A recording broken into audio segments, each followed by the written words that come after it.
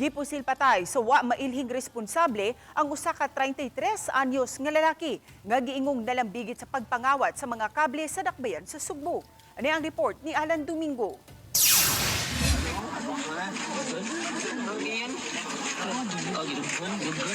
Buhi pa nga naghayang sa daplin sa karsada ang 33 anyos nga si Dennis Umasdang human siya gipusil sa naginusarang suspect. Pasado alas 11 nahitabo ang krimen diri sa sitio sentro sa Alaska, Barangay Mambaling sa Dakbayan sa Sugbo. Diin din higdapita nagpundo ang biktima diha miabot ang mga suspect ug dayon pusil. Dadala pa sa tambalanan ang biktima apan gideklarar nga dead on arrival. Matod sa mga mulupyo sa dapit nga mibiya ra usab ang lalaking suspect nga nagsulob og hood jacket, humani ang gipusil ang biktima kinsa nakaangkon og samad pinusilan kaduha siyang lawas. Gipikpik man daw na pagpapahawa. Kapahawa mo jabi, pahawa. Inana ron. So pagkaw man gipusil.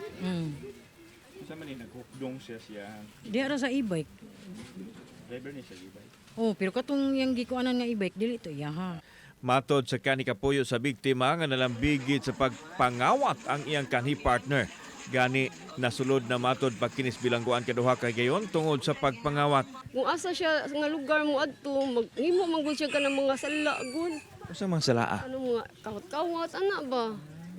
Dagan man siya mga atraso-atraso sa gud. Pagpangawat na preso na ni siya suna? Oh, sa una. kasuha? Thief.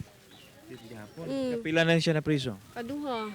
Gawa sa kawat, gibutyag sa kanikapuyo nga nalambigit usab sa illegal drugs ang biktima. Usa kini matod pa sinungdan nga nakabuwag sila tungod sa kanunay nga pagpabadlong niini. Malambigit sa drugs? Katong kuan na piso siya ikaduha. Nakuhaan siya ato. O sa gituohan ninyo nga motibo ron sa pagpusil? Kana yung mga sa sir. Naasay na sadaan? Oh, taga asa na siya maadto na jud na siya kuan buhat nga mga sala. Wapay pamahayag ang kapulisan sa maong hitabo apan nagpadayon ang gihimong pakisusi nila sa nahitabong krimen. Kauban si Clifford Lumayag, ako si Alan Domingo. Balitang Bisdak.